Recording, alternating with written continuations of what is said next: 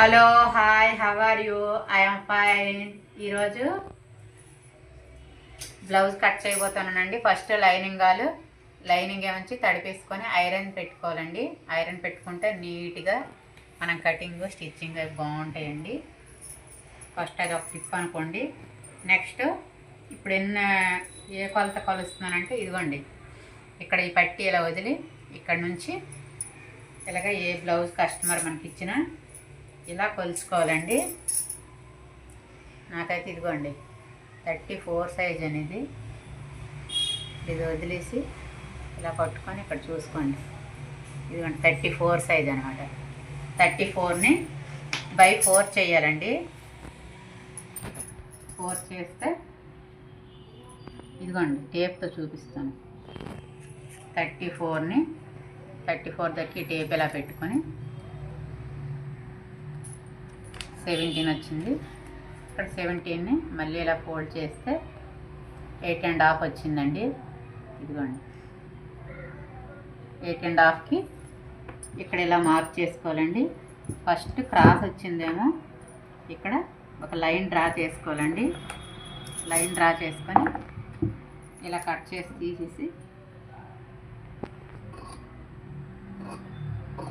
ఎందుకంటే ఈ లైనింగ్ మనం అన్నీ చేసేటప్పటికి కొంచెం హెచ్చు తగ్గులు వస్తాయి, అందుకోసం ఇది ఇలా కటింగ్ చేసుకోవాలండి. ఇప్పుడు 8.5 వచ్చింది కదా, 8.5ని ఇలా మార్క్ చేసుకోండి. 8.5 ఇలా మార్క్ చేసుకున్నాక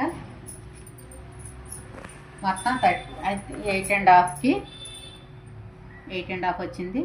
డాట్ల కోసం 1 ఇంచి ఎక్స్ట్రా ఖర్చు కోసం 1.5 2 ఇంచెస్ అలా ఉంచుకోవచ్చండి. ఇదిగోండి నేను 2 ఇంచెస్ అని ఉంచుతున్నాను, అవసరం లేక కట్ చేసుకోవచ్చు. 1.5 ఉంచితే కరెక్ట్గా ఉంటుంది. నెక్స్ట్ ఇందులో డాట్లు 8.5 ఉంది కదా, 8.5లో సగం చేసుకుంటే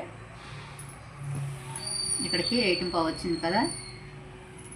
8.5ని 8.5ని ఇలా ఫోల్డ్ చేస్తే ఎంత వస్తుందో అంతండి. డాట్ల కోసం 4.5 అలా వచ్చింది నాకు. 4.5కి ఇలా మార్క్ చేసుకోవాలన్నమాట డాట్ల కోసం. ఇప్పుడు పొడవు ఎంత ఉందో మనం ఒక లైన్ డ్రా చేసుకోవాలండి. ఇది బ్యాక్ పార్ట్ అయినప్పుడు బ్యాక్ కొలతలే తీసుకోవాలండి. ఇదిగోండి షోల్డర్ నుంచి ఈ డాట్ ఉంది కదండి, డాట్